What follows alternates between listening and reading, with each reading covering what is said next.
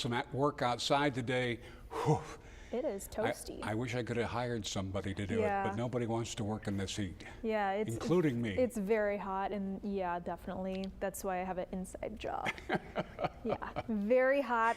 Good idea. Yeah, and we're going to stay really hot heading into the next several days. School is about to start for multiple school districts here in the next week, but it's still going to be feeling much like summer. So right now we do have a couple of showers working their way inland as the sea breeze pushes further to the west. 92 is where we are sitting right now, and we are going to clear out heading into tonight. So by tomorrow morning, we're bottoming out in the middle to upper 70s across the majority of the coastal bend, 80s right along the coast. We'll see some partly cloudy skies. Those continue through tomorrow, and we also may see just a couple small areas of patchy fog. Also tomorrow, another chance for showers with that sea breeze moving inland, and 96 for our high temperature, right on that climatological average for this time of year. Now heading into Monday, temperatures start off very similar again with partly cloudy skies, but we are going to see our rain chances go up just a little bit, and I'll explain in a second why. 97 for our temperature here in Corpus Christi, and again, a widely scattered shower chance instead of just isolated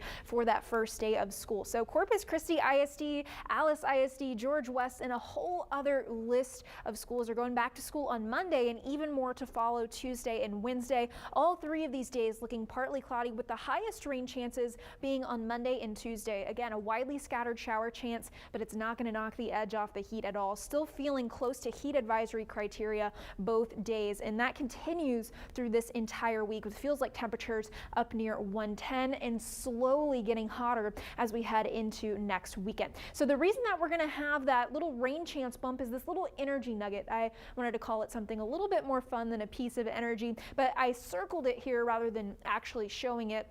It's going to circle around this area of high pressure, and you can see how it goes right around it and into the coastal bend. So that's combining with the moisture and energy in our atmosphere to essentially give us an enhanced sea breeze. That's where we're getting that big, or rather that small boost in rain chances. So this high pressure is kind of lingering over us and keeping us very hot. The little piece of energy moves on out and into the rest of the state of Texas. We're staying hot in the upper 90s, but then our attention shifts out into the Atlantic. This could be our next system here, and it's currently Invest 98L. It has an 80% chance of development over the next several days, and it's expected to move across the Leeward Islands and into the Caribbean here in the next several days. You can see, though, it is going to be fighting with a little bit of Saharan dust, but that doesn't look to kind of dissuade any type of tropical development. There is expected to be a storm over here in the next several days, and it could become a tropical depression as early as this coming part of the early week. So the next name on the list is Ernesto, and models are pretty well agreeing on this,